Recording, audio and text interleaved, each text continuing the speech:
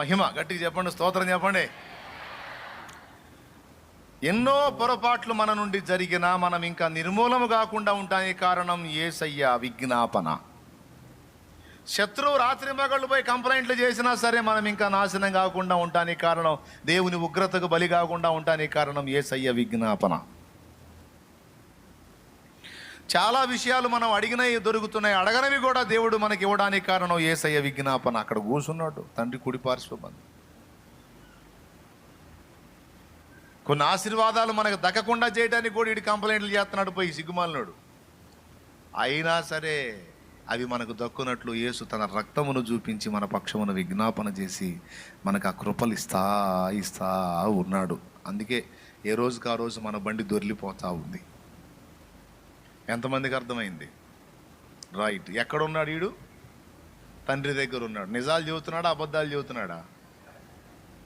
అబద్ధాలు చెబితే ఉన్నెత్తాడు అక్కడ. మనుషుల కంటే అబద్ధాలు చెప్పొచ్చు. ఇప్పుడు నా మీద మీకు ఎవరైనా అబద్ధం చెప్పారనుకో, ఎర్రి ముఖం వేసుకొని అవునా అట్నా మంచోడు అనుకుంటున్నానే నేను అని నువ్వు మోసపోవచ్చు. కానీ దేవుడు మోసపోడు. దేవుని దగ్గరికి పోయి అబద్ధాలు చెప్పాడు అనుకో, రేయ్ హో అవతలకి అంటాడు. అక్కడ సత్యమే చెప్పాలి. ఎందుకంటే అన్ని తెలుసు ఆయనకి, అన్ని చూస్తున్నవాడు ఆయన. వాడు వెళ్ళి నిజమే చెప్తాడు. మన మీద ఫిర్యాదులు నిజమే, మన నేరాలు నిజమే, కంప్లైంట్లు నిజమే. అయినా యేసు రక్తము వాటన్నిటిని కొట్టి తొలగించి ఏ రోజుకు ఆ రోజు తన రక్తము చేత మనకు స్నానం చేయించి పరిశుద్ధపరిచి ఎప్పటికప్పుడు పరిశుద్ధపరుస్తున్నాడు, ఎప్పటికప్పుడు నూతన పరుస్తున్నాడు. కాబట్టే వచ్చి అబ్బా తండ్రి అయ్యా అని అనగలుగుతున్నావు మళ్ళీ. లేకపోతే ఆ అపరాధాల యొక్క జ్ఞాపిక నీలో ఉందనుకో, అబ్బా తండ్రి అన్న పదమే రాదు. తగను ప్రభువా అనుకుంటూ తిరుగుతావు. నీ కుమారుణ్ణి గాను, కుమార్తెను గాను, నీ దాసుని గాను, దాసుని కూడా పనికిరాను అనుకుంటూ తిరుగుతావు. కానీ అలా కాకుండా ఈరోజు నిన్నటి దోషాలన్నీ ఆయన రక్తంతో కడిగి వేశాడు. మళ్ళీ క్రొత్త శుభోదయాన్ని నీకు ఇచ్చాడు. నూతనంగా వాత్సల్యం నీ మీద కలిగి ఉన్నాడు. ఆ వాత్సల్యాన్ని బట్టి, ఆ కడగబడిన విధానాన్ని బట్టి మళ్ళీ ఈ రోజుకు ఆ రోజు సంతోషంగా ఆయన సన్నిధిలో, ఆయన కౌగిట్లోకి రాగలుగుతున్నాం. ఓకేనా? కాబట్టి ఇప్పుడు వాడు ఎక్కడుంటున్నాడు, యాడికి వెళ్ళి వస్తున్నాడు, అసలు వాడు ఎందుకు నిర్మూలం కాలేదు అనే విషయాలన్నిటిని మీకు చెప్పాను. ఎవరాడు? రైట్. ఎంతవరకు ఉంటాడో కూడా చెప్పా. భూమి మీద దేవుడు జరిగించాలనుకున్న కార్యం సంపూర్ణమైందాకా వాడు ఉంటాడు. వాడు కావాలి, వాడు అవసరం. అంత పని ఉంది దేవునికి. ఆ చెడిపోయినోడైనా సరే ఆ చెడిపోయినోడితోనే పని ఉంది, అందుకే ఉంచాడు. ఇప్పటిదాకా దీనికే ఆన్సర్ చెప్పా. కాబట్టి ఇప్పుడు దేవుడిది ఒక ప్రభుత్వం, సాతానుది ఒక ప్రభుత్వం. ఆ రెండో పాయింట్ దగ్గర ఇంతసేపు పట్టింది. మూడవ ప్రభుత్వం మానవ ప్రభుత్వం. ఈ మానవ ప్రభుత్వం దేవుడే మనిషికి అప్పచెప్పాడు. అప్పచెప్పినప్పుడు ఏమన్నాడు? ఆకాశ పక్షులను, సముద్రపు చేపలను సమస్తమును ఏలాలి, నువ్వు ప్రాకెడి జీవిని సమస్తమును ఏలాలి. అన్నిటినీ ఏలమని చెప్పాడు. అంటే దాని అర్థం నీవే రాజువి అన్నాడు. భూమి మీద ఎవరు రాజు? నువ్వే రాజువి అన్నాడు. అయితే ఏం జరిగిందో మీకు తెలుసు.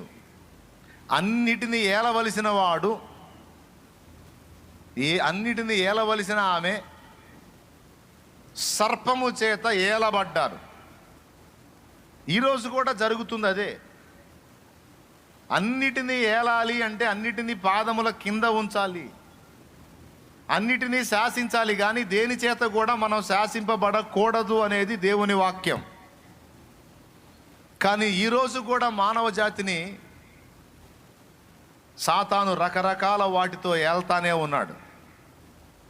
అసలు మొట్టమొదట ఏలికలుగా ఉండవలసిన ఆదాం హవ్వలే వారి ప్రభుత్వాన్ని సాతానుకు అప్పచెప్పారు మోసపోయి. అర్థమైందా? ఎవరికి అప్పచెప్పారు?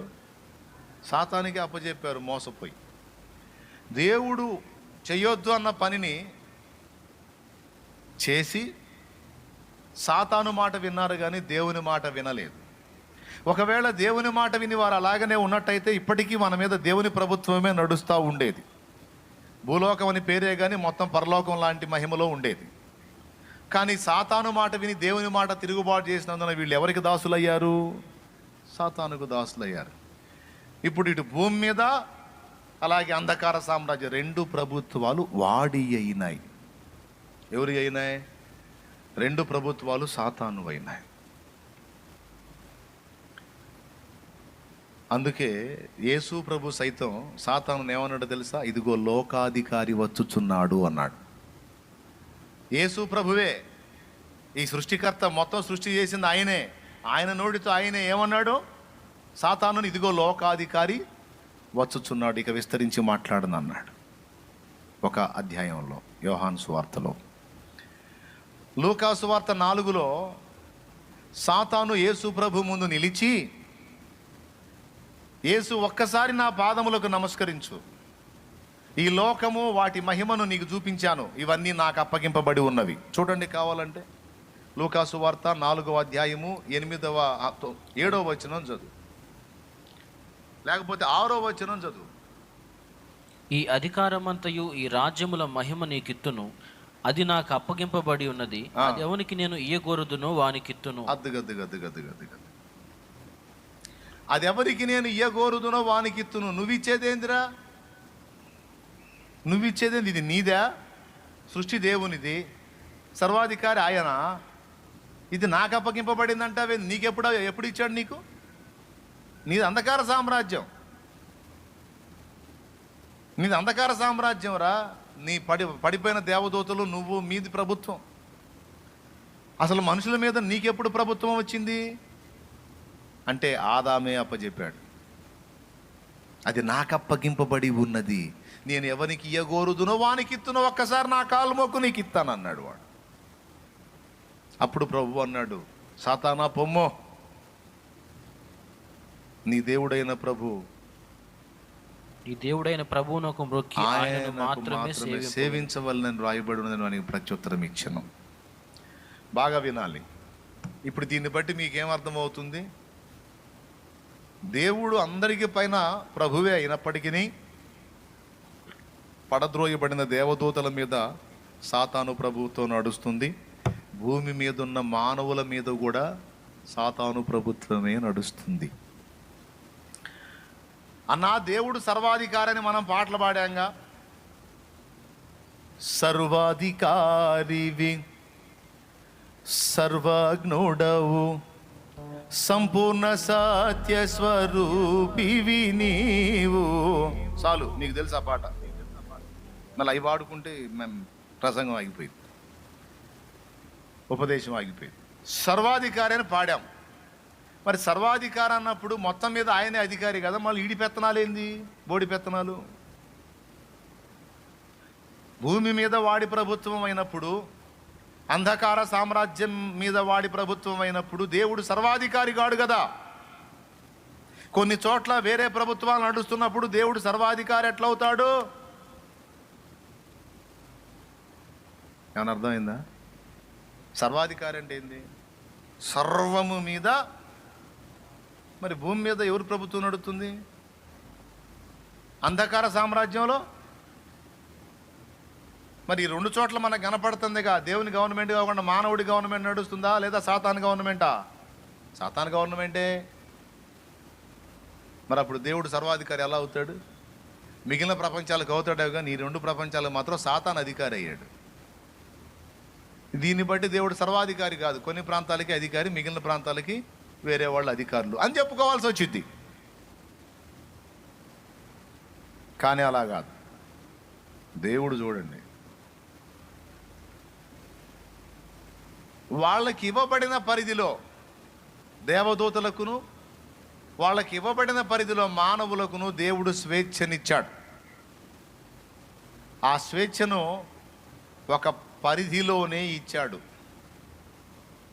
అర్థమైందా? ఒక పరిధిలోనే ఇచ్చాడు. అది దాటి మానవుడు కానీ, దేవదూత కానీ, కెరూబు కానీ, సెరాబు కానీ దాటి రావడానికి లేదు, దాటి క్రియ చేయడానికి లేదు. ఫర్ ఎగ్జాంపుల్,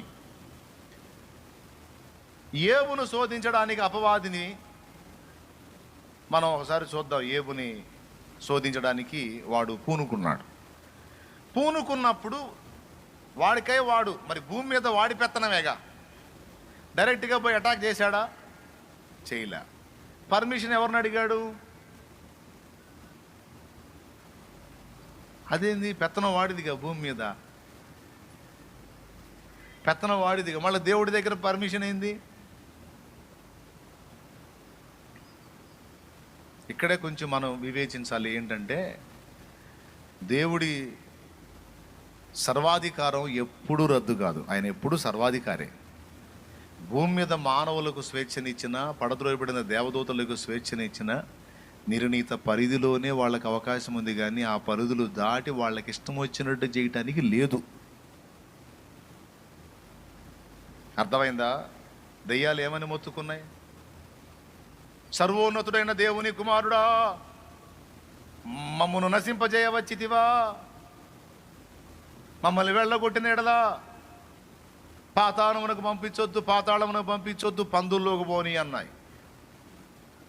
కానీ ఏమనాలా? నీ పెత్తనం ఏందయ్యా మా మీద? మా అధికారి సైతాను కదా, మా ఇష్టం వచ్చినట్టు చేస్తాం, మా ఇష్టం వచ్చినట్టు తిరుగుతాం అనాలి. అల్లా ఎందుకు?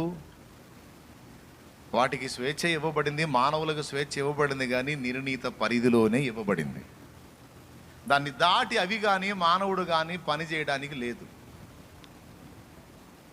తనను వెదుకు నిమిత్తం నిర్ణయ కాలమును నివాస స్థలముల యొక్క పొలిమేరను ఆయన ఏర్పరిచి ఉన్నాడు అనుంది అపోస్తలుల కార్యం 17వ అధ్యాయము.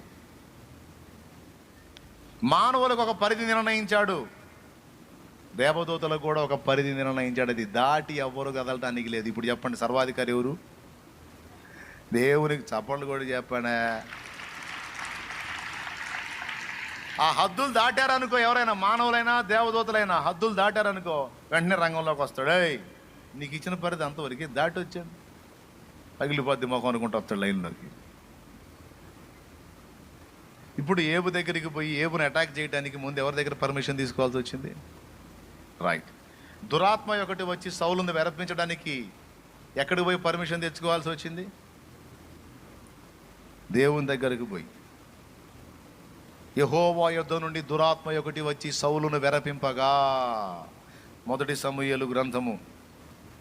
దేవుని దగ్గర నుంచి దెయ్యం రావటం ఏందని డౌట్ వచ్చింది. చూడండి, సమూయేలు 1 గ్రంథము 16వ అధ్యాయము 14వ వచనం నుంచి చూడు.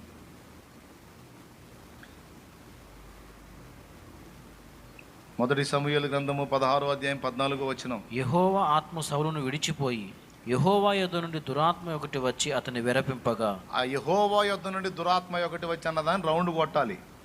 ప్రశ్న ఉంది అక్కడ. దేవుడి దగ్గర నుంచి దెయ్యాలు రావటం ఏంటి? దేవుడి దగ్గర నుంచి దురాత్మలు రావటం ఏంటి? అంటే దురాత్మలు దేవుడి దగ్గర కూడా ఉన్నాయా? పరలోకంలో దెయ్యాలు కూడా ఉన్నాయా? దురాత్మలు కూడా ఉన్నాయా? లేవు. అవి ఎక్కడున్నాయో అడ్రస్ చెప్పాడు. ఎఫెసీ పత్రిక 6వ అధ్యాయం 12వ వచనంలో వాటి అడ్రస్ వ్రాయబడి ఉంది. ఎఫెసీ పత్రిక 6:12. ఏలయనగా మనము పోరాడినది శరీరులతో కాదు గాని ప్రధానులతోనూ అధికారులతోనూ ప్రస్తుత అంధకార సంబంధులకు లోకనాథులతోనూ ఆకాశ మండలమందున్న దురాత్మల సమూహములతోనూ పోరాడుచున్నాం. అవి ఎక్కడున్నాయి? భూమి పైన ఆకాశం ఉంది, పైన మండలం ఉంది. ఆకాశ మండలంలో అవి ఉన్నాయి. వాటి ప్లేస్ అది. అదే అక్కడుండి చూస్తాయి భూమి మీదికి.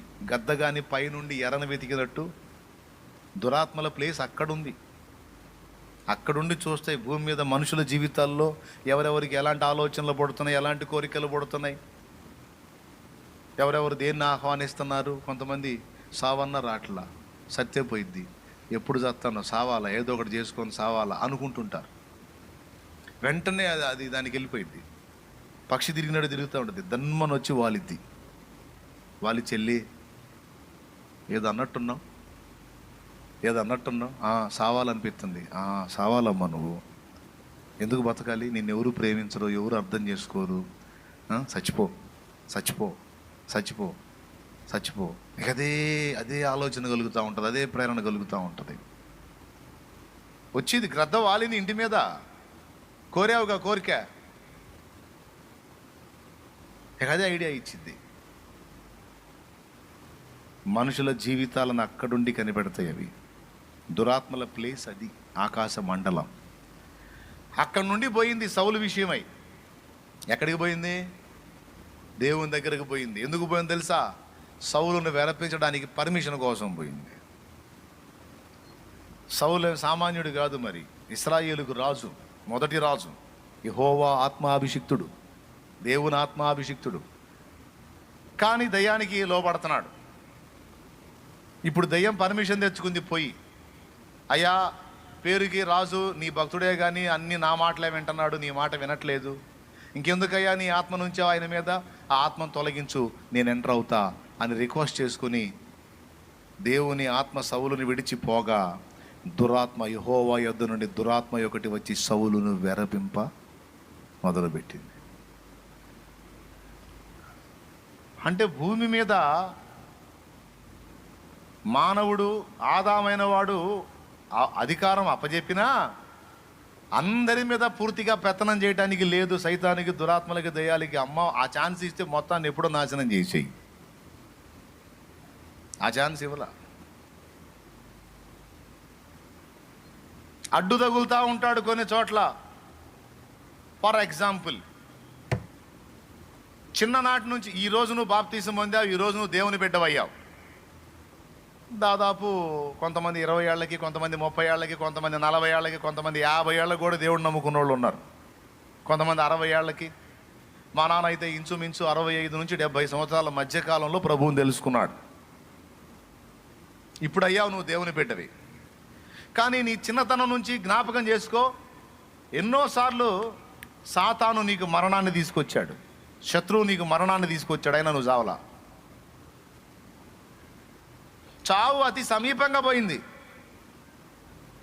కరెంట్ రూపంలో వచ్చింది, నీళ్ల రూపంలో వచ్చింది, యాక్సిడెంట్ రూపంలో వచ్చింది, విషసర్పాల రూపంలో వచ్చింది, రకరకాల రూపాల్లో వచ్చింది, జబ్బు రూపంలో వచ్చింది, రోగం రూపంలో వచ్చింది, తెగులు రూపంలో వచ్చింది, చాలా రకాలుగా వచ్చింది చావు నీ దగ్గరికి. అయినా నువ్వు చావలా. ఎందుకని? ఎందుకు? దేవుడు నిన్ను చావనివ్వలా. ఆ చావు నీకు రాకుండా నీ పసిప్రాయం నుంచి నిన్ను వెంటాడుతూనే ఉన్నాడు.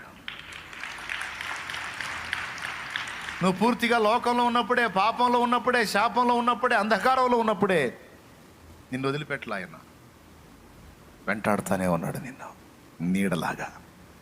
ఒక పక్క శత్రువు నిన్ను దెబ్బగొట్టాలని, నిన్ను కాజేయాలని చూస్తూ ఉన్నాడు. నా విషయంలో అదే జరిగింది. ఎన్నోసార్లు మరణకరమైన ఆపదలు ఎన్నో నన్ను చుట్టుముట్టాయి. ట్రాన్స్ఫారం, వాళ్ళ మెయిన్ లైన్ నుంచి ట్రాన్స్ఫారం ఉంటుంది కదా, దీనికి దానికి ఎల్గా ఒక లింక్ కొడతాడు, ఎల్ లింక్ ఒకటి కొడతాడు ఆ మెయిన్ లైన్ నుంచి ట్రాన్స్ఫారానికి. ఐడియా ఉందా? ఆ ఎల్ షేప్లో లింక్ కొట్టే తగిలింది నాకు. స్పాట్ అయిపోవాల్సింది అక్కడికక్కడే. మరి చిన్నప్పుడు పనికి వెళ్ళేటప్పుడు మరి 13 ఏళ్ళకి చదువు బ్రేక్ చేసి కుటుంబానికి సపోర్టివ్గా పనిచేయాల్సి వచ్చింది. ఆ రోజు ఆ పనికి వెళ్ళేటప్పుడు చెప్పు దిగిపోతే సీల కొట్టుకుంటున్నా, చెప్పుకి, తోలు చెప్పుకి సీల కొట్టుకుంటున్న మా అమ్మ అంది ఆ రోజు మార్నింగ్ పనికి వెళ్ళేటప్పుడు, అయ్యా పనికి వెళ్ళిరా, నేను నీకు కొత్త చెప్పులు తీసుకుంటాలే, స్లిప్పర్స్ తెచ్చుకుందు, కానీ ఆ తెగిపోయిన దాన్ని ఏం బాగు చేసుకుంటావు, పోయి ఆడబడేసిపోయా, ఇవాళకి పోయిరా అంది. మా అమ్మ మాటినట్టయితే ఆ రోజే పోయేవాడిని. మా అమ్మకు తెలియదుగా నాకు మూడింది ఆడని. ఆమెమనుకుంది పాపం తెగిపోయినాయి, అబ్బాయి చెప్పులు తెగిపోయినాయి, కొత్త వేద్దాం అనుకుంది. పోయిరాయా, ఈ ఒక్కరోజు పోయిరాయా, సాయంత్రం తెచ్చుకుంది కానీ అంది మా అమ్మ. ఏడా ఉంది అడగండి, అదిగో దేవుడి దయ వల్ల. కానీ నేనేమన్నాను, పని దగ్గర శీలలు ఉంటాయమ్మా, కాళ్ళకు గుచ్చుకుంటాయి, తెగిందో ఏదో ఒకటి పర్వాలేదు, చిన్నగా అదే బాగు చేసుకొని వెళ్తానని చెప్పుకు శీల కొట్టి బొటన వేలు పెట్టేది, దాన్ని గొడ్డేలు అంటారు, అది తెగింది. దాన్ని మళ్ళీ సెట్ చేసుకుని శీల కొట్టుకొని వెళ్ళా. ఆ రోజు నిజంగా చెప్పులు వదిలిపెట్టి వెళ్ళినట్టయితే షాలేం రాజు అనేవాడు మీకు ఇప్పుడు కనపడేవాడు కాదు. 13-14 ఏళ్లలోనే అవుట్.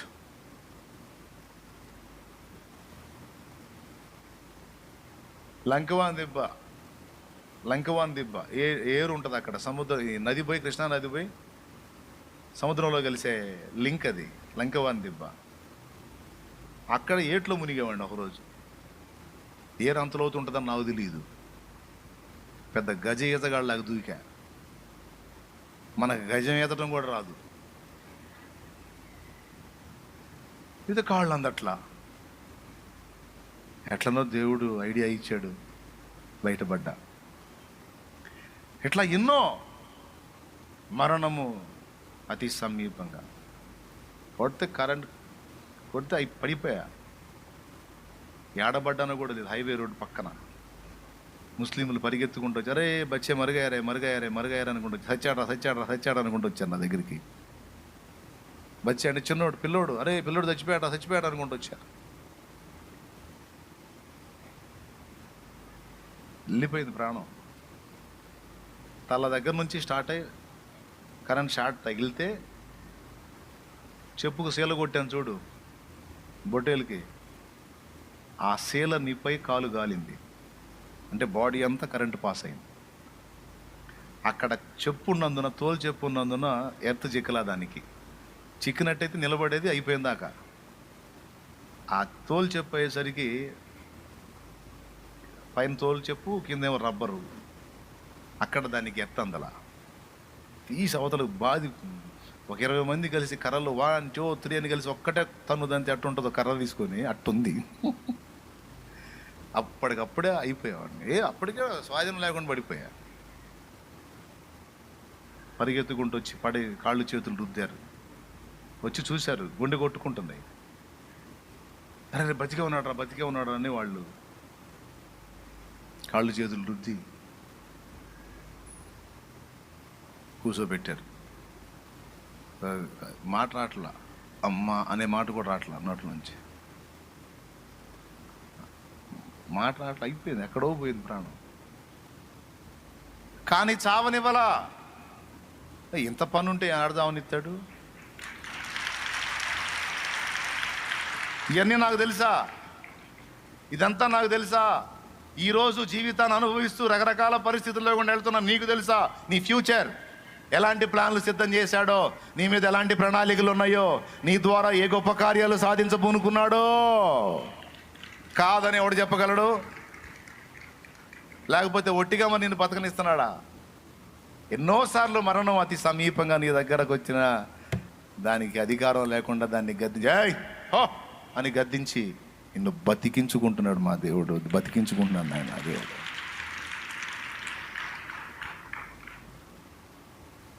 ఒకసారి కూర్చొని ఏడ్చుకుంటా. అప్పుడే పోయేవాడిని పిల్లోడుగా ఉన్నప్పుడు. ఏదైనా ఇంతకాలం బతికించు, ఇందుకేనా?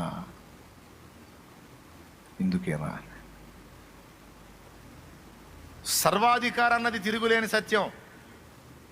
వారికి ఇవ్వబడిన స్వేచ్ఛను బట్టి తాత్కాలికంగా కొంత పెత్తనం ఇచ్చిన భూమి మీద కానీ సమస్త దూతల మీద కానీ అన్నిటిపైన ఆయన సర్వాధికారే, ఎప్పటికీ సర్వాధికారే.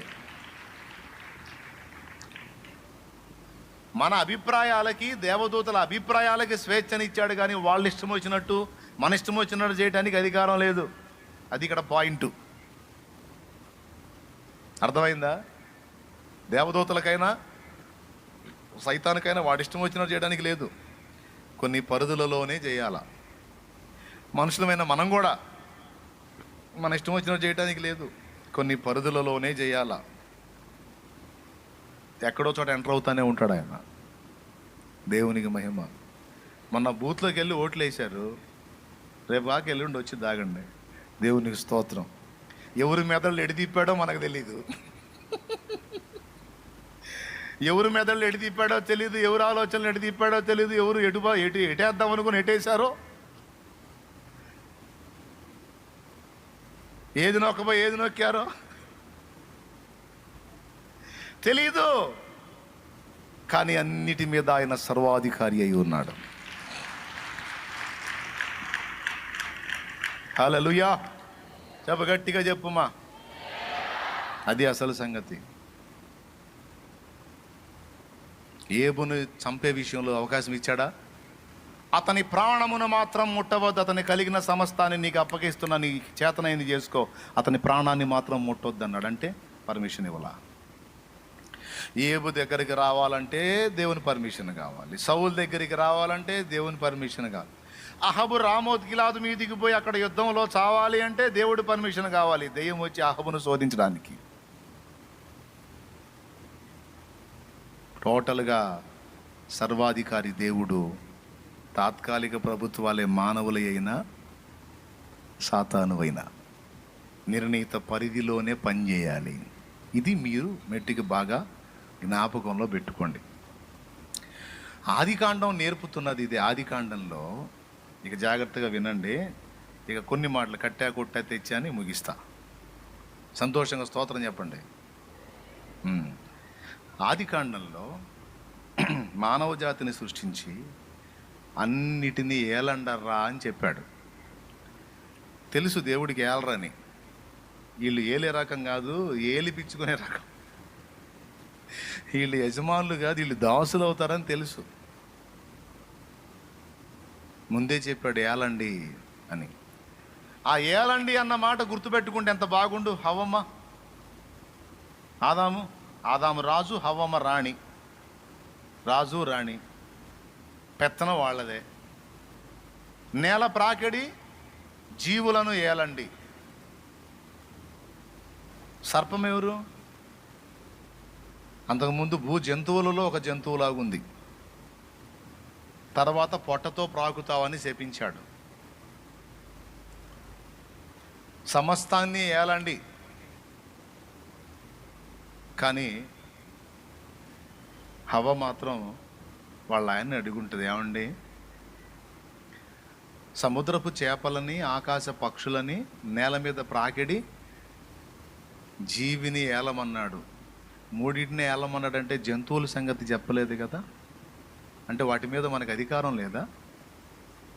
జంతువుల్ని మనం ఏలే అవసరం లేదా? జంతువుల సంగతి ఏందండి? దేవుడు నాకు చెప్పింది నీకు చెప్పానమ్మాయి. దేవుడు అన్నిటిని ఏలమన్నాడు. అన్నిటిని ఏలమన్నాడు కానీ జంతువుల సంగతి చెప్పలేదుగా. ఉందా అక్కడ జంతువుల గురించి? చూడండి ఒకసారి. దేవుడు దేని ఏలమన్నాడో చూడు. సముద్రపు చేపలను, ఆకాశ పక్షులను, భూమి మీద ప్రాకు ప్రతి జీవిని ఏలుడని దేవుడు వారితో చెప్పాను. భూమి మీద ప్రాకు ప్రతి జీవిని ఏలుడని వారితో చెప్పాను. మరి జంతువులు? సర్పము దేవుడు శపించక మునుపు 4 కాళ్ళ జంతువుల లిస్టులో ఉంది. అందుకే నాకు తెలిసి హవ్వమ్మ బెండై ఉంటుంది. నేల మీద ప్రాకిడి జీవుల్ని ఏలాలి, ఆకాశ పక్షుల్ని ఏలాలి, సముద్రపు చేపలను ఏలాలి. జంతువుల సంగతి చెప్పలేదు కనుక జంతువు సలహా తీసుకోవచ్చు అనుకుంది. అనుకొని ఉండొచ్చు. అంటే ఒక తలంపు చెబుతున్నాలే. ఆ సలహా ఏ సలహా? సర్పం సలహా. సర్పానికి అంతకుముందు పొట్టతో ప్రాకే పరిస్థితి లేదు. పొట్టతో ప్రాకే పరిస్థితి ఉంటే జంతువులలోకెల్లా శపించబడిన దానవై అనేవాడు కాదు. చూడండి ఒకసారి శాపం 14 వచ్చిన 3:14 దేవుడు శాపం పెట్టాడు సర్పానికి. అందుకు దేవుడైన యెహోవా సర్పముతో, నీవు దీన్ని చేసినందున పశువులు అన్నిటిలోనూ, భూజంతువులు అన్నిటిలోనూ నీవు శపించబడిన దానివై నీ కడుపుతో ప్రాగుచు నీవు బ్రతుకు దినములన్నీ మన్ను తిందువు. ముందే అది కడుపుతో ప్రాగుతుంటే ఇప్పుడు శాపం స్పెషల్ ఏంటి అంటే ముందు పొట్టతో పాకట్లా. అది పశువుల్లో అలాగా 4 కాళ్ళు, భూ జంతువులకు గాను ఉన్నట్టు 4 కాళ్ళతో ఉంది. అది ఎలా ఉంది? 4 కాళ్ళతో ఉంది. అదిగా ఆ పిక్చర్ని ఊహించుకోవాలి, అది ఎట్లా ఉందో. 4 కాళ్ళతో ఉంది, పొట్టతో పాకే పరిస్థితి అయితే దానికి అప్పుడు లేదు.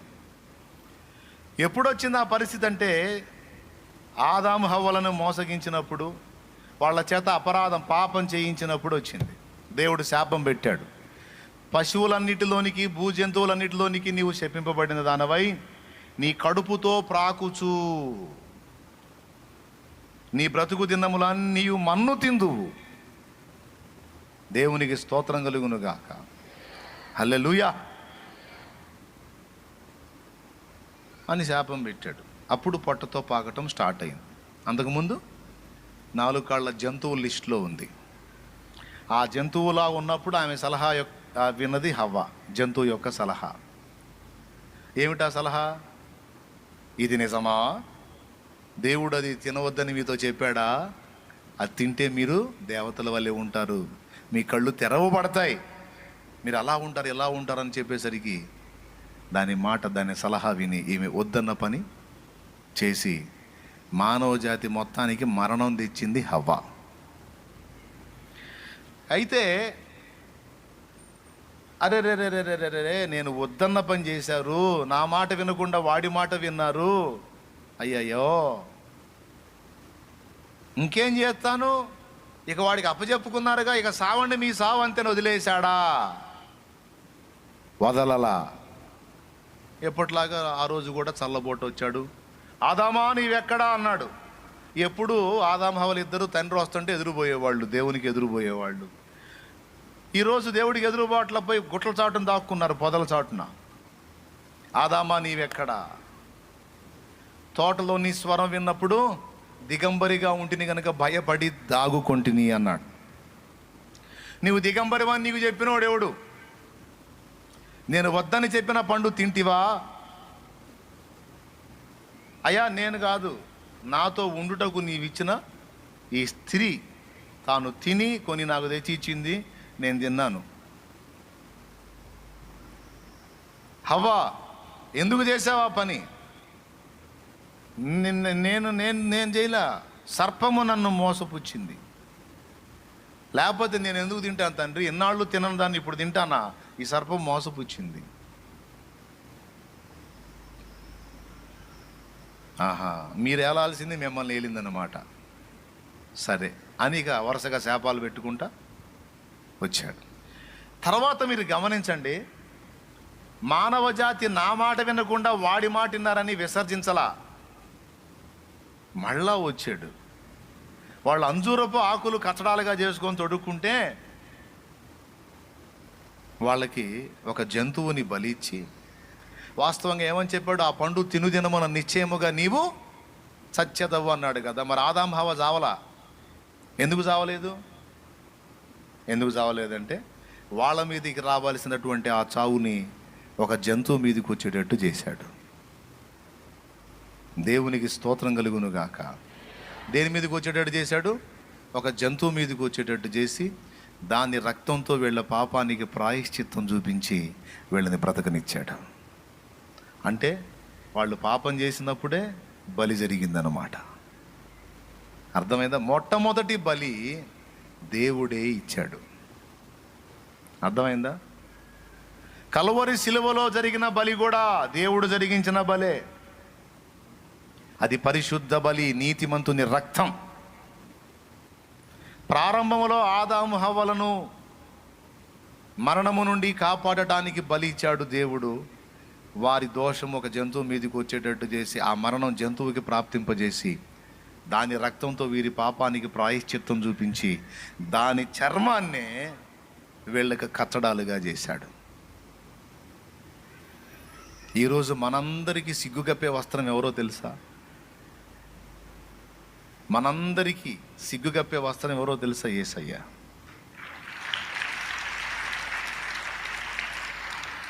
యేసు అనే వస్త్రం మనం కప్పుకోకపోతే దేవుని ముందు నిష్ఠ దిగంబరులుగా నిలబడతాం. ఈరోజు దేవుని ముందు మన సిగ్గును గప్పి మనం తల ఎత్తుకొని నిలబడేటట్టు చేసింది ఎవరో తెలుసా? సాక్షాత్తు ప్రభు అయిన యేసుక్రీస్తు.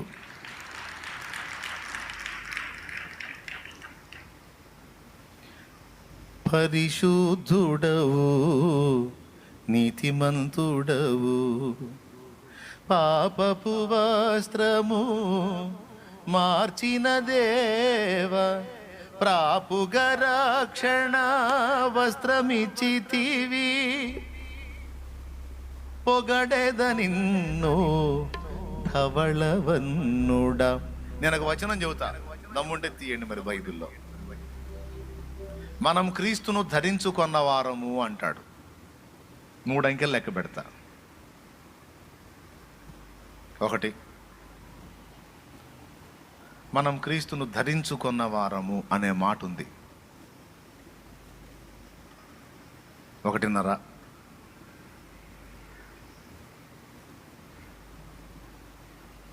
మన దేహపు సిగ్గుని కప్పడానికి ఈ వస్త్రం ఎలాగో దేవుని ముందుకు పోయి మనం నిలబడ్డప్పుడు మన బతుకులు మనం నిష్ఠ దిగంబరులుగా కనపడతాం. అలా మనం కనబడకుండా మనకు దేవుడే సిద్ధపరిచిన ఆ వస్త్రం ప్రభువైన యేసుక్రీస్తు. మనం యేసును ధరించుకున్న వారమని దేవుని వాక్యం సెలవిస్తుంది. 2,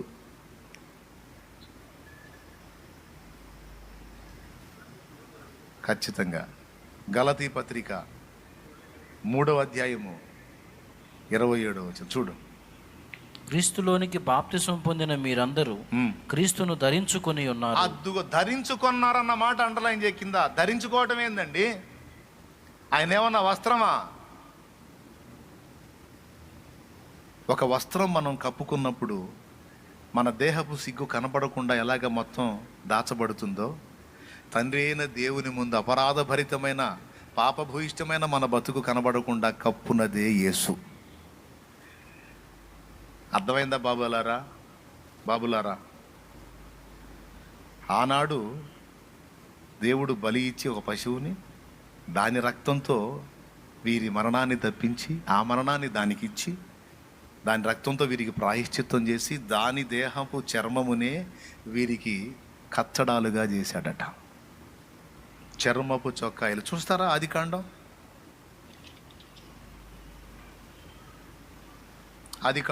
3:20.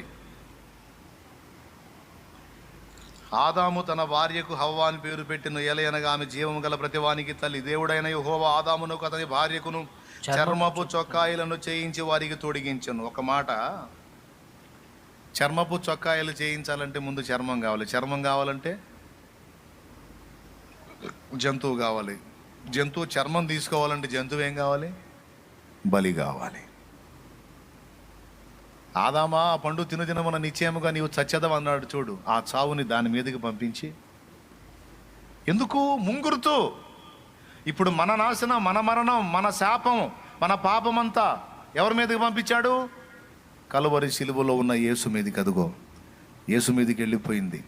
ఆ జంతువు మీదకి ఆదాం మరణం పంపించినట్టు మన నరకపాత్రమైన నేరం యేసు మీదకి పంపించి, ఆ జంతువు ద్వారా ఆదాం హవ్వలకు ప్రాయశ్చిత్తం ఇచ్చినట్టు എല്ലാ మానవులకు యేసు రక్తము ద్వారా ప్రాయశ్చిత్తం చేశాడు తండ్రి.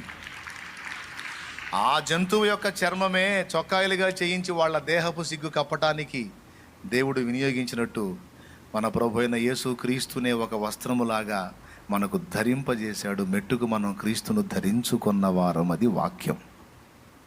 గలతీ పత్రిక 3:27 బహుస్పష్టంగా చెప్పింది.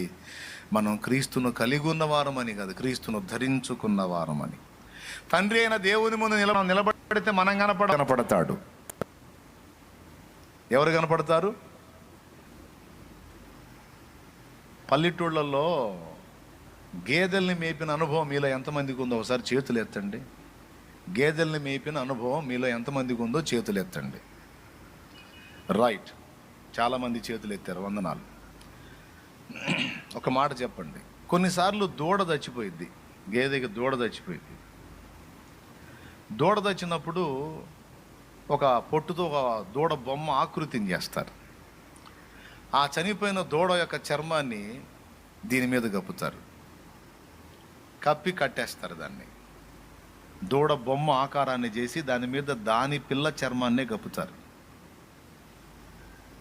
లేకపోతే పాలియదు, దాన్ని తీసుకొచ్చి, ఆ బొమ్మను తీసుకొచ్చి, ఏది తన పిల్ల యొక్క చర్మం కప్పబడిన బొమ్మను తీసుకొచ్చి దాని ముందు పెడితే పాలిచ్చిద్ది. అవునా కాదా?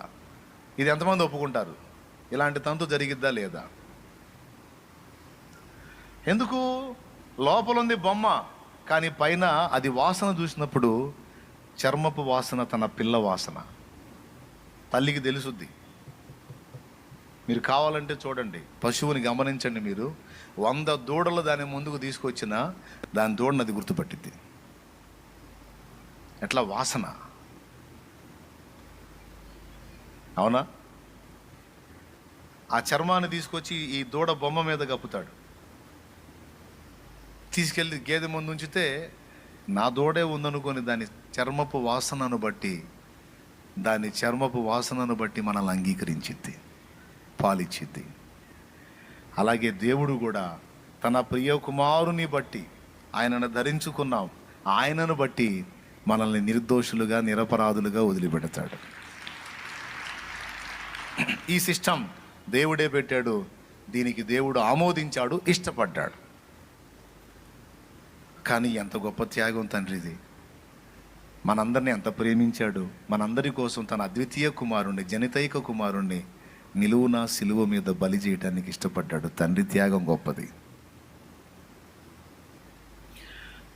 తనువు బలిపేటెను మాయన్న, తప్పుల్ విడగోటెను మా తండ్రి.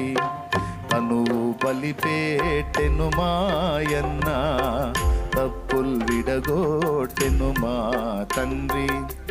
మనసులో సాక్ష్యమిట్లున్నా, మనసులో సాక్ష్యమిట్లున్నా,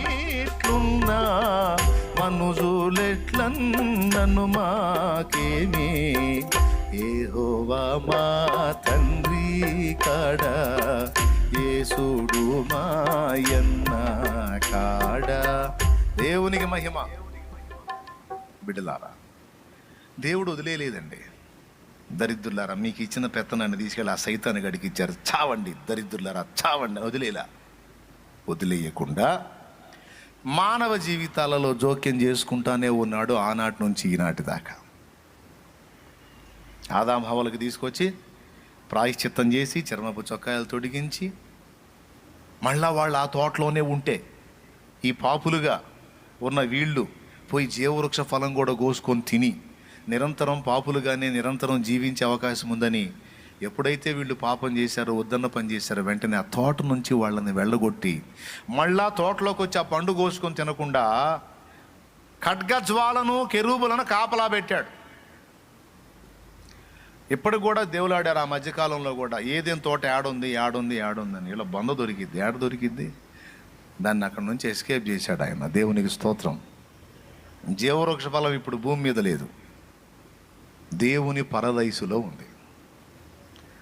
నేను చెప్పాల, ప్రకటన గ్రంథం 2లో యేసయ్య చెప్పాడు, జయించువానికి దేవుని పరదైసులో ఉన్న జీవవృక్ష ఫలములను భుజింపనిత్తును. అది అక్కడికి షిఫ్ట్ చేయబడింది. అసలు పరదైస్ అంటేనే వనము అని అర్థం, తోట లేక వనము అని అర్థం.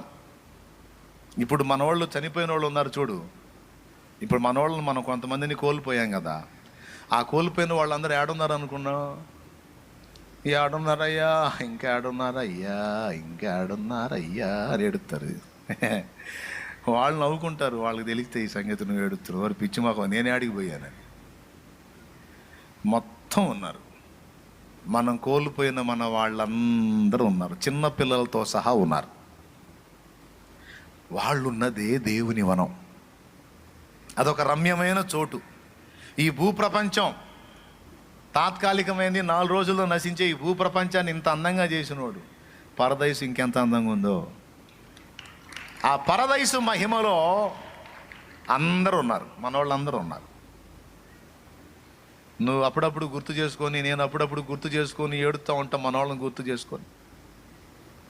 దేవుడు నవ్వుకుంటా ఉంటాడు, వెర్రి మొహమా నువ్వు బతుకంతా ఏడిచేటట్టున్నావు నువ్వు అని.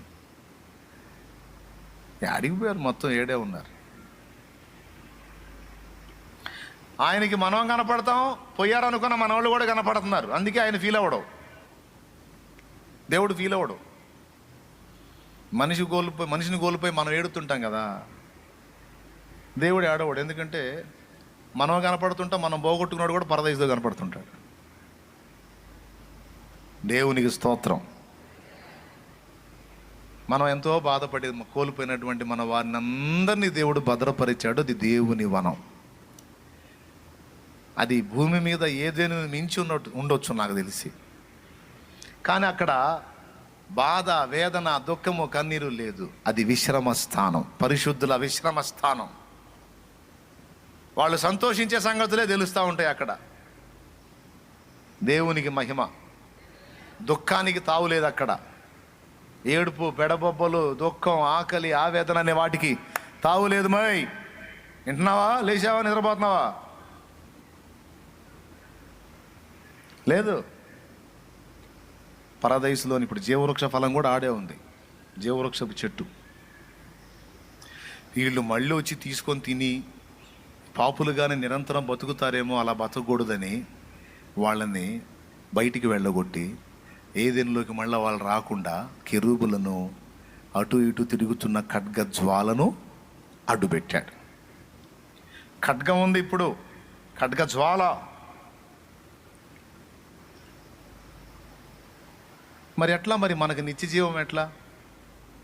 ఖడ్గమా, ఖడ్గమా నా కాపరి మీద పడు. ఎవరా కాపరి? ప్రభు అయిన యేసుక్రీస్తు. ఆ ఖడ్గ జ్వాల వచ్చి ఇప్పుడు ఎవరి మీద పడింది? ప్రభు అయిన యేసు మీద పడింది. ఎవరి పాపాల కోసం? మన పాపాలు. ఇప్పుడు యేసు మీద పడిన ఆ ఖడ్గ ఫలితంగా మనందరికీ జీవవృక్ష ఫలం తినకపోయినా యేసును బట్టి నిత్య జీవం వచ్చింది. దారి తప్పిన నన్నును నీవు వెదకి వచ్చి రక్షించితివి, నిత్య జీవమునిచ్చిన దేవా. నిత్య జీవము ఇచ్చాడా లేదా పొందుతావా? ఇచ్చాడా? ఇచ్చాడు అంటున్నావు ఏంది? ఇచ్చాడా? ఇచ్చాడా? వాడు నిత్య జీవమునిచ్చినదే ఇచ్చాడా? డౌట్ లేదా? ఎంతమంది ఒప్పుకుంటారు ఇచ్చాడని? నిజమే. ఎవని యందు దొరికింది నీకు నిత్య జీవం? క్రీస్తు యేసునందు. ఖడ్గం వచ్చి ఎవరి మీద పడింది? యేసు మీద పడింది. ప్రతి ఆదివారం మనం బల్లలో చేస్తున్నాం, అదే మన జీవాహారం. జీవవృక్ష ఫలం తింటే నిరంతరం మనం జీవిస్తాం. యేసు శరీర రక్తములను తినువాడు కూడా నిరంతరము జీవించునని రాసుంది యోహాను సువార్త 6వ అధ్యాయం 53. ఇంటికి పోయి చదువుకో, టైం అయిపోయింది. ఇక్కడ నన్ను తినువాడు నా మూలంగా జీవించును, వాడు నిరంతరము జీవించుననుంది. చూసేద్దామా? లేదా ఒక వచనం చూసేద్దామా? జీవవృక్ష ఫలం తినువాడు, ఆ పండు తినువాడు నిరంతరం జీవిస్తాడు. యేసు శరీర రక్తాల్లో చేయి వేసిన వాడు కూడా నిరంతరం జీవించుననుంది. చూడు.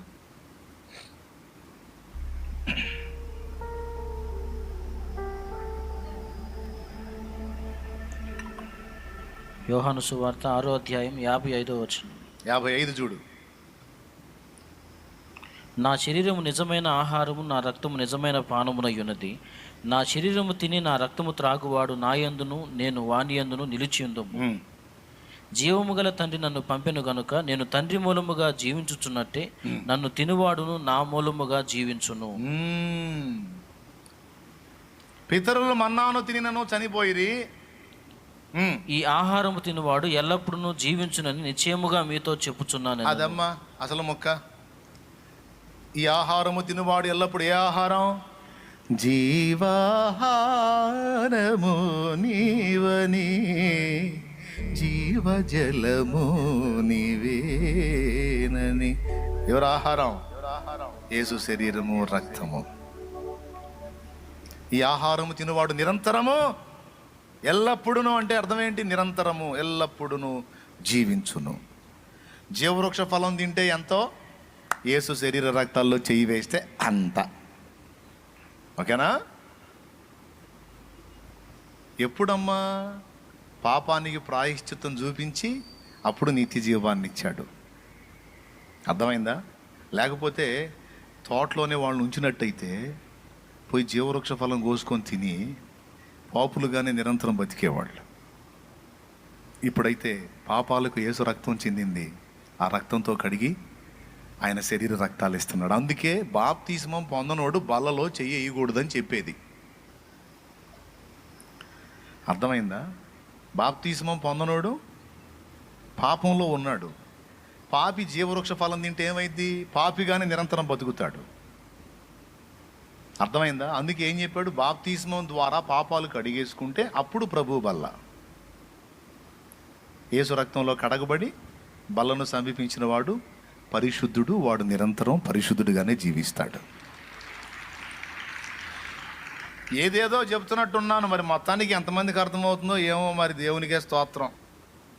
నిజంగా అబద్ధాలు ఆడుకొని చెప్పండి, అర్థమవుతుందా? అర్థం కావట్లేదా? నా బాధ నాదిలే. అర్థమవుతుందా?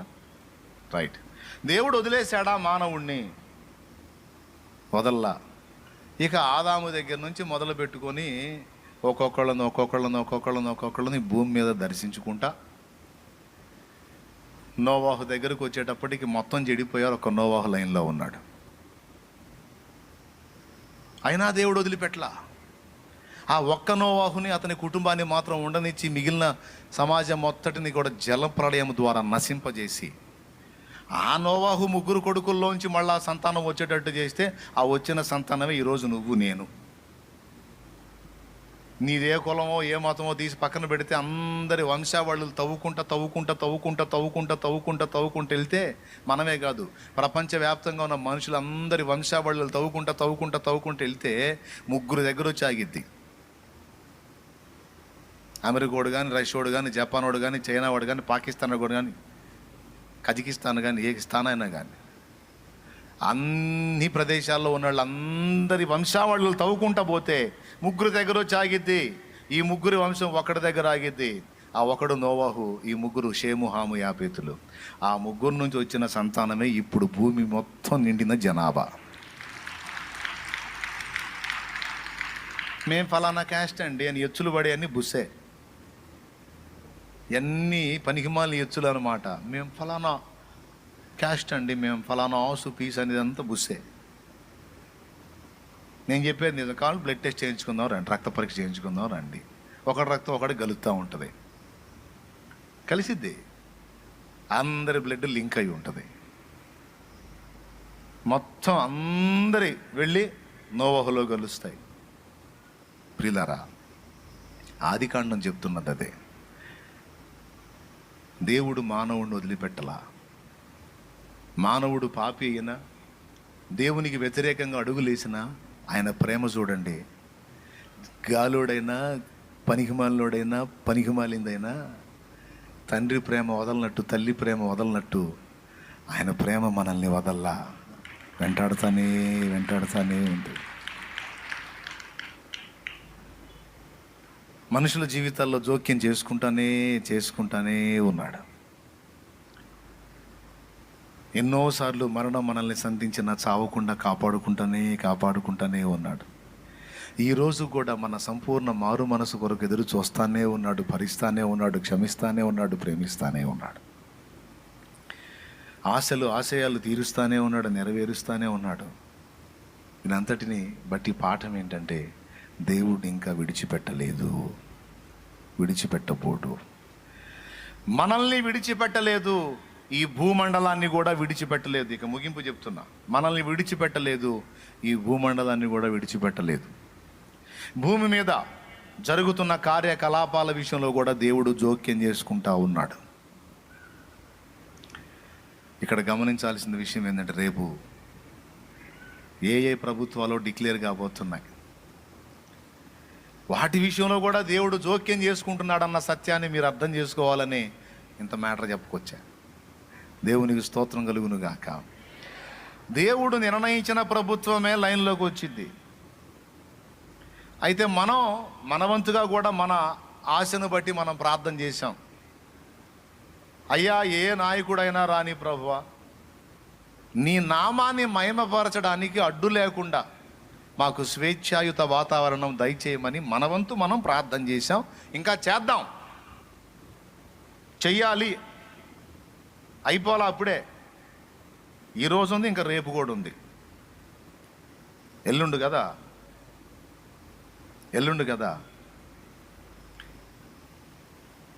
ఈ 2 దినాలు దయచేసి దేవుణ్ణి వేడుకోండి, తప్పకుండా వేడుకోండి.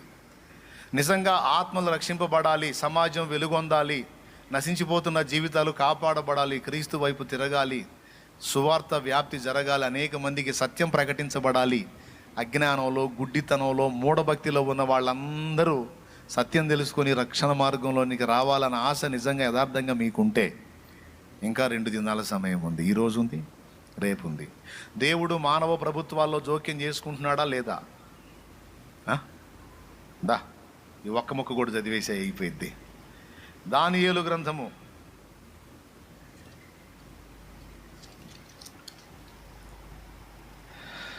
5వ అధ్యాయం 21వ వచనం. మహోన్నతుడకు దేవుడు మానవుల రాజ్యములలో ఏలుచు ఎవరిని స్థాపింపగోరునో వారిని స్థాపించునని అతడు తెలుసుకున్న వరకు. చూడండి ఆ మాట ఎంత బలమైన మాట. మహోన్నతుడకు దేవుడు మానవుల రాజ్యములో ఏలుచు ఎవరిని స్థాపింపగోరునో వారిని స్థాపించునని అతడు తెలుసుకున్న వరకు. చూడండి ఎంత అద్భుతమైన మాట. అంతేనా?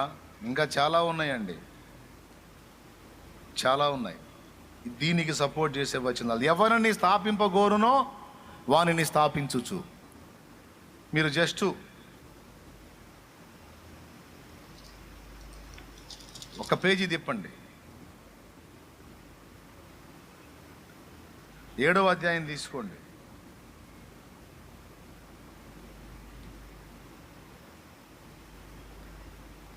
తీశారా 7వ అధ్యాయం?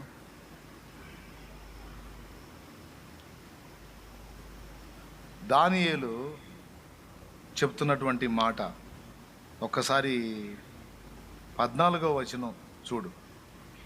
సకల జనులను, రాష్ట్రములను, ఆయా భాషలు మాట్లాడువారును, సకల జనులను, రాష్ట్రములను, రాష్ట్రాలు ఎన్నికలు జరుగుతున్నాయి. రాష్ట్రాలు ఎన్నికలు అయిపోయినాయి నిన్నటితో. స్తోత్రం. ఇప్పుడు దేశం యొక్క ఫలితాలు, రాష్ట్రాల యొక్క ఫలితాలు. రాష్ట్ర ఫలితాలే దేశం యొక్క భవిష్యత్తును నిర్ణయించేది. చదువు. రాష్ట్రములను, ఆయా భాషలు మాట్లాడువారును ఆయనను సేవించున్నట్లు ప్రభుత్వమును, మహిమయు, ఆధిపత్యమును ఆయన కీయబడెను. దేవునికి స్తోత్రం కలుగును గాక. ఆయన ప్రభుత్వము శాశ్వతమైనది, అది ఎన్నటికి తొలగిపోదు. పిల్లరా, దానియేలు గ్రంథంలో చాలా బలీయమైన మాట ఉందండి. మహోన్నతుడకు దేవుడు ఎవరిని హెచ్చింపగోరుందో వాడిని హెచ్చిస్తాడు. రాజ్యము, మహర్దశ ఆయన ఇస్తాడు. ఎందుకంటే సమస్తము ఆయన ఆధిపత్యంలో ఉంది. మనకు మునిగిందేం లేదు. రకరకాల ఫలితాలు ఇప్పుడు మనం చూస్తున్నాం. ఒక్కొక్కడు మామూలుగా చెప్పట్లా. చెప్పుకొని పర్వాలేదు. మనకింకా 2 days గ్యాప్ ఉంది. దేవా, ఈ 2 దినాలు కూడా మేము ప్రార్థన చేస్తాం. మా ప్రభుత్వాల విషయంలో జోక్యం చేసుకోమని దేవుణ్ణి అడుగుతాం. ఎందుకంటే ఆయన ఇంకా మానవ ప్రభుత్వాల్లో జోక్యం చేసుకుంటూనే ఉన్నాడు. ఆయన సర్వాధికారి. ఇక్కడ మన కోరికకు కూడా దేవుడు విలువిస్తాడు, మన ప్రార్థనకు కూడా జవాబిస్తాడు. శుక్రవారం రోజు అందరం కలిసి ఏమని ప్రార్థన చేశాం? యేసు నామములో ఏదో ఒకటి జరుగును గాక.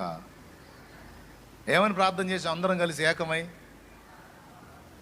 యేసు నామములో వాన కురియును గాక అని. నిన్న తూర్పుగోదావరి జిల్లా మొత్తం అటంతా నింపుకుంటా వచ్చింది. ఈరోజు ఇక్కడ స్టార్ట్ అయింది. మోపైన వాన కురిసింది తెల్లవారుజామున. అసలు ముందు వాన ఎప్పుడైతే టపటపటప స్టార్ట్ అయిందో ఆ ఉరుములు, పిడుగులు సంగతి అటు పెట్టి నీకు స్తోత్రం నాయన అని చెప్పుకోవడం మొదలు పెట్టాను నేను. ఎందుకంటే ప్రార్థనకు జవాబు.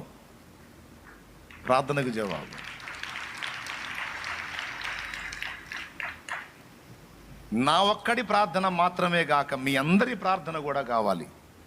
మనందరం కలిసి ప్రార్థించాలి. మనందరి ప్రార్థనకు దేవుడు జవాబు ఇవ్వబోతున్నాడు. ఒక ఆశ్చర్యకరమైన జవాబు మనం చూడాలి. అందరి అంచనాలు తలకిందులయ్యేటట్టు, తారుమారయ్యేటట్టు ఒక అద్భుతమైన జవాబుని మనం చూడాలి. ఎంతమందికి ఆశ ఉంది? మీ అభిమాన పార్టీ గెలవాలనుందా? మరి ఏం కావాలనుంది? భూమి మీద మానవుల జీవితాల్లో జోక్యం చేసుకుంటున్న దేవుడు, మనల్ని విడిచిపెట్టని దేవుడు, ఈ మారు ప్రభుత్వాల విషయంలో కూడా దేవుడు జోక్యం చేసుకోవాలి. అందరినీ జనరంజకంగా పరిపాలించేటువంటి నాయకత్వాన్ని మనకివ్వాలి. మనం ఎవరిని అభిమానించేది లేదు. మనకు అభిమానులు ఎవరు లేరు. అభిమాన నాయకుడు ఎవడూ లేడు. అంతే. దేవుడు ఎవరిని నియమిస్తాడో వారి కోసం ప్రార్థన చేస్తాం. అయితే మన అభిమాన నాయకుడు ఒక్కడే, ప్రభు అయిన యేసుక్రీస్తు. ఆ ఒక్కడనే గుండెల్లో పెట్టుకుంటాం. ఎందుకంటే ఏ పాపం లేనోడు, నీతిమంతుడు, మన కోసం ప్రాణం ఇచ్చి తిరిగి లేచినోడు. ఇక భూమి మీద మనుషులుగా ఉన్న వాళ్ళలో, నాయకులుగా ఉన్న వాళ్ళు మనం ఎవరిని అభిమానించేది ఏం లేదు. ఎందుకంటే ఏ భేదము లేదు. అందరూ పాపం చేసి దేవుడు అనుగ్రహించు మహిమను. ఆ నీతిమంతుడు లేడు. పెద్దగా చెప్పండి, నీతిమంతుడు లేడు. ఎవడైనా నీతిగా పాలించాలన్నా, ఏదన్నా న్యాయం జరిగించాలన్నా దేవుడే మనసు పుట్టించాలి, దేవుడే బుద్ధి పుట్టించాలి. కాబట్టి ఈవేళ మనందరం మళ్ళొక్కసారి మా మానవ ప్రపంచంలో జోక్యం చేసుకోమని అడుగుతాం. అత్యవసరం. మళ్ళొక్కసారి మా ప్రభుత్వాల విషయంలో జోక్యం చేసుకో. అయ్యా, ఆదాము పాపం చేసినప్పుడు ఆదామును వదిలిపెట్టలేదు. వారి అతిక్రమాలు పరిహరించి నీ రక్తంతో ఆనాడు పశు రక్తంతో, తర్వాత యేసు రక్తంతో మా అందరికీ ప్రాయశ్చిత్తం ప్రసాదించి మమ్మల్ని బ్యాలెన్స్ చేస్తానే ఉన్నావు. మమ్మల్ని నిరంతరం కాస్తానే ఉన్నావు. మాకన్నిటికి స్పందిస్తానే ఉన్నావు. మా ప్రార్థనకు జవాబిస్తానే ఉన్నావు. మేము ప్రార్థన చేస్తున్నాం. మానవ ఆలోచనలన్నీ తారుమారు కావాలి ప్రభువా. మానవ ఆలోచనలన్నీ. ఎస్తేరు గ్రంథంలో ఏం జరిగింది? అదే జరిగింది. ఏం జరిగింది? ఏముంది? అదే జరిగింది. ఏముంది? అదే మనం అనుకునేదే ఉంది. నీ ప్రజల నెమ్మదికై రాజాజ్ఞ మార్చింది నీవేనని, అహమును అణచి అధికారులను అధముల చేసిన నీకు, నీ ప్రజల నెమ్మదికై రాజాజ్ఞ మార్చింది నీవేనని, అహమును అణచి అధికారులను వెధవల చేసిన నీకు, అసాధ్యమైనది ఏమున్నది? అసాధ్యమైనది ఏమున్నది? అసాధ్యమైనది ఏమున్నది? అసాధ్యమైనది ఏమున్నది? యూదా స్తుతి గోత్రపు సింహమా, యేసయ్యా నా ఆత్మీయ ప్రగతిని స్వాధీనమా, నీవే కదా మా ఆరాధన, ఆరాధన స్తుతి ఆరాధన, ఆరాధన స్తుతి ఆరాధన. దేవునికి మహిమ. బూత్లోకి పోయి ఎవరు కోటేశావో నీకు నీ మనసాక్షికి తెలుసు. ఆడకు బాగానే అభిమానం గుర్తుండొచ్చు నీకు.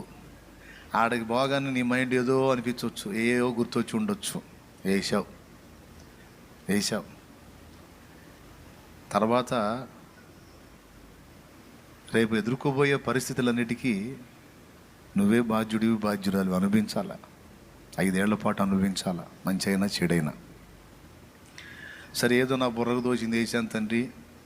ఏది మంచో ఏది చెడో నీకు తెలిసిన ఆయన. ఆనాడు ప్రార్థించాను, ఈనాడు కూడా ప్రార్థిస్తున్నాను. మాకెవరి మీద లేదు నాయన. కానీ భూప్రభుత్వాల విషయంలో నువ్వు జోక్యం చేసుకుని, మా కోరిక ఒకటే ప్రభువా, నీ నామం మహింపరచబడాలి.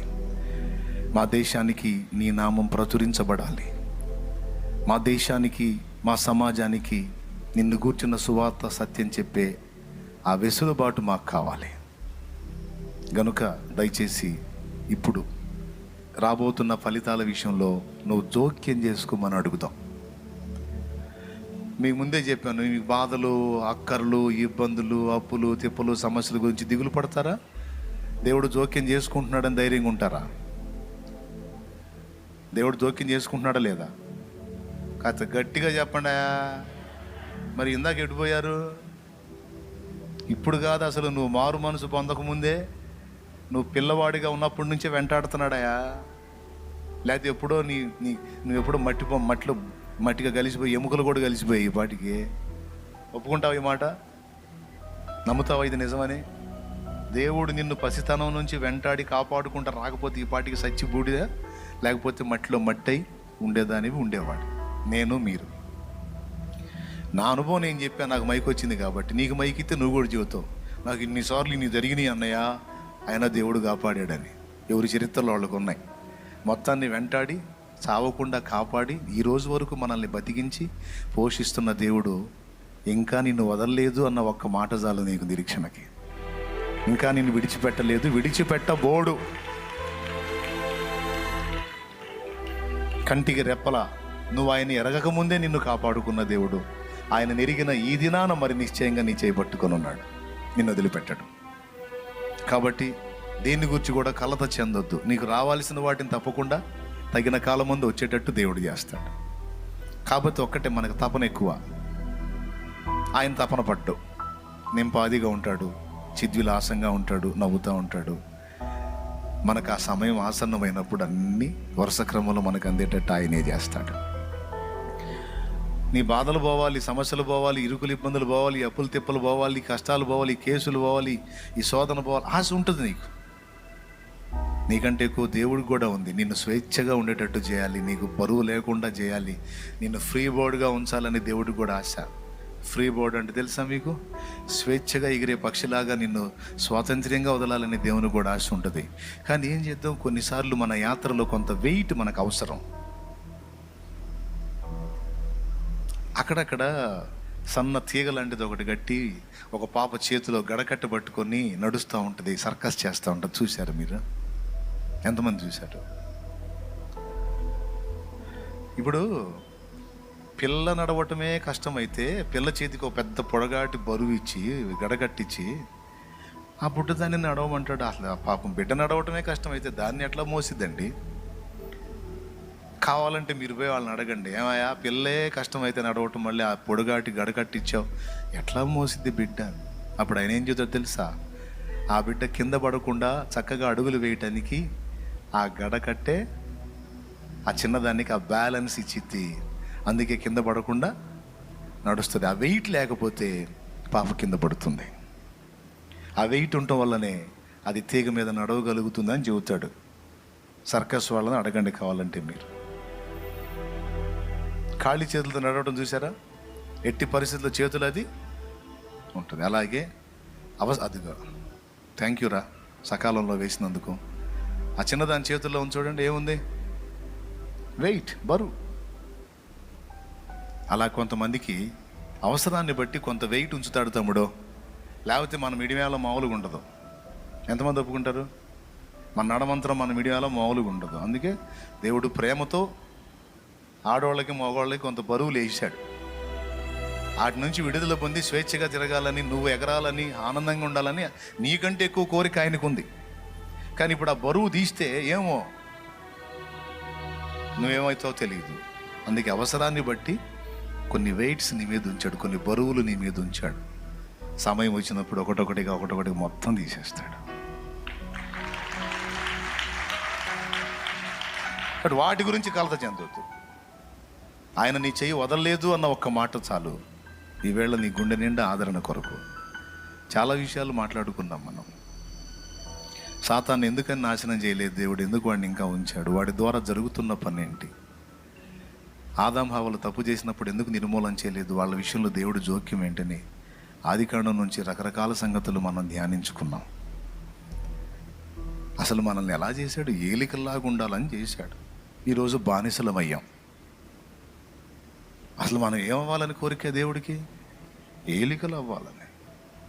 కానీ ఏం చేద్దాం? బానిసలమయ్యాం. ఆ బానిసత్వం నుంచి బయటికి తీసుకొచ్చి మనందరినీ స్వేచ్ఛాపరులుగా, ఫ్రీ బర్డ్స్గా చేయాలనేది దేవుని ఆశ కూడా జరిగింది. అది కూడా జరిగింది. కొంచెం ఓపిక పట్టండి. ఇక ఎంత కొద్ది కాలమే రాకడ దగ్గరికి వస్తుంది. గూవలే నేనెగిరి నిన్ను చేరనా, నీ కౌగిట నేను దిగి హర్షించనా. గూవలే నేనెగిరి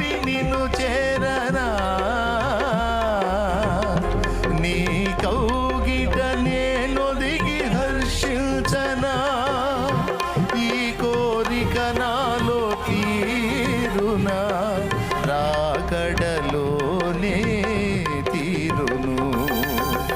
ఈ కోరిక నాలో తీరునా, రాకడలోనే తీరును.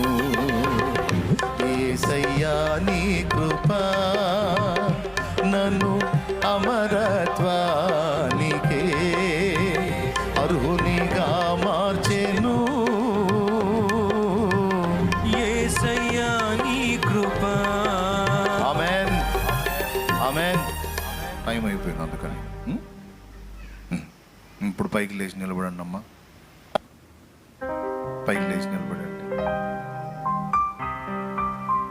నీ మీద ఉన్న వెయిట్స్ గురించి ఏమన్నా నీకు చింత ఉందా? నీ మీద రకరకాల బరువులు ఉన్నాయి. కొంతమంది మీద అప్పులు, కొంతమంది మీద కేసులు, కొంతమంది మీద నిందలు, రకరకాల శోధనలు, ఆర్థిక ఇబ్బందులు, ప్రయత్నాల్లో విఫలత, అనుకున్నవి దేవుడు నెరవేర్చలేదనే చింత. ఎవరెవరు ఏ విషయాల్లో బాధ కలిగి బరువు కలిగి ఉన్నారో ఒక మాట ఫైనల్గా, నువ్వు దేవుని చేతిలో ఉన్నావు. దేవుడు నిన్ను ఇంకా చెయ్యి విడవలేదు. ఎన్నో సంవత్సరాలుగా నిన్ను వెంటాడుతూ ఉన్నాడు, నడిపిస్తూ ఉన్నాడు. ఈ గడియ వరకు నిన్ను వదలలేదు, వదలడు, వదలబోడు. ఓకే, ఇంకా చెప్పాలంటే ఒక వస్త్రం మనల్ని కప్పినట్టు ఆయన మనల్ని కప్పి ఉంచాడు. ఆయన మనల్ని కమ్మి ఉన్నాడు. గనక నువ్వు ఎదుర్కొంటున్న శారీరక, మానసిక, ఆత్మీయ సమస్యల గురించి దిగులు పడద్దు, కలత చెందొద్దు. వాటికి ముగింపిస్తాడు. అవసరాన్ని బట్టి కొంత వెయిట్ నీ మీద ఉంచుతాడు, కానీ అది తీరినప్పుడు ఉండమన్నా ఉండవు, ఉంచమన్నా ఉంచడు బరువులు. ఇప్పుడు ఉంచాడు అంటే అవసరాన్ని బట్టి కొన్ని ఉంచాడు. ఓకే, మన వాటి గురించి ఆలోచిద్దామా? మన దేశ భవిష్యత్తు గురించి ఆలోచిద్దామా? రైట్. ఇప్పుడు రాబోతున్న ఈ 10 సంవత్సరాలు భవిష్యత్తులో రాబోతున్నటువంటి మిగిలిన సంవత్సరాలని ప్రభావితం చేయబోతున్నాయి. వాటికి దారులు వేయబోతున్నాయి. ఈ ప్రభుత్వాలది ఏముందండి, వీళ్ళ తాత ఒకడు రాబోతున్నాడు రేపు క్లైమాక్స్లో. వీళ్ళందరూ తాత ఒకడు వస్తాడు, అందరి నోళ్ళు మూపిస్తాడు వాడు. అంత్య అబద్ధ క్రీస్తు మొత్తాన్ని కలిపి కొడతాడు వాడైతే. మనం వాటిని ఎదుర్కోవడానికి సిద్ధపడాలి, వాడిని ఎదుర్కోవడానికి సిద్ధపడాలి. ఇదేముంది, ఈ ప్రభుత్వాలన్నీ మామూలుయే. మనం అయితే ఇప్పుడు మన బాధ్యతగా మనం ప్రార్థన చేద్దాం. అయా, పోలింగ్ బూత్లోకి వెళ్ళి ఏదో వేసాను, ఏది వేసానో, ఏం ఆశించేసానో నీకు తెలుసు. ఇప్పుడైతే మేము మనసారా ప్రార్థన చేస్తున్నాం. దయచేసి నా ప్రభా, మా భూ ప్రభుత్వం విషయంలో, మా దేశ ప్రభుత్వ విషయంలో జోక్యం చేసుకోయ్యా అని అడుగుదారండి. అడగండి, ఈ మాట అడగండి. కళ్ళు మూసి తలలు వంచి దేవుని వైపు చేతులు ఎత్తి దేవుని అడగండి. దేవా, రాబోతున్న ఫలితాలలో జోక్యం చేసుకో ప్రభా అని ప్రార్థన చేయండి. ఫలితాలలో ఇంకా 2 దినాల్లో తెలియబోతున్న ఎన్నికల ఫలితాల విషయంలో జోక్యం చేసుకో. దేశానికి, రాష్ట్రానికి తగిన గవర్నమెంట్ని రప్పించు. తగిన గవర్నమెంట్ ఏకపక్షంగా, పక్షపాతంగా పరిపాలించే పనికిమాలిన నాయకత్వం కాదు. పక్షపాతంగా పరిపాలించే దిక్కుమాలిన నాయకత్వం కాదు. పక్షపాతంగా వ్యవహరించేటువంటి ఉన్మాద నాయకత్వం కాదు. అందరినీ సమానంగా ప్రేమించి, గౌరవించి పరిపాలించేటువంటి ఉన్నత నాయకత్వాన్ని నిలబెట్టు యేసు నామములో. అదే చేద్దాం ప్రార్థన. ప్రభువా, కనికరించమని మనం అందరం అడుగుదాం. మనందరం కలిసి చేసిన ప్రార్థన ఎంతో శక్తివంతమైంది ప్రియులారా. చూడండి, ఒక్క డేలోనే జవాబు వచ్చింది. ఓన్లీ 1 డే, ఒక్కటే. శుక్రవారం చేసాం అందరం ఏకమై. ఆదివారానికి వర్షము అద్భుతంగా జవాబు. ఇంకా చెప్పాలంటే శనివారం నుంచే స్టార్ట్ అయింది. స్తోత్రము. ఈరోజు చేద్దాం. మళ్ళా 3వ రోజు కల్లా మనకు సమాధానం ఇవ్వబోతున్నాడు దేవుడు. అన్ని ఎగ్జిట్ పోల్స్ తారుమారైపోవాలి యేసు నామములో. అంచనాలు తారుమారైపోవాలి, ఆలోచనలు తారుమారైపోవాలి. దేవుని బలమైన హస్తమును జనులు చూచుదురుగాక. దేవుని బలమైన బాహువు ప్రజలు చూచుదురుగాక. భారతదేశ ప్రజలు చూచుదురుగాక. జోక్యం చేసుకో. ఎల్లుండు రాబోతున్న ఎన్నికల ఫలితాలను జోక్యం చేసుకో ప్రభువా.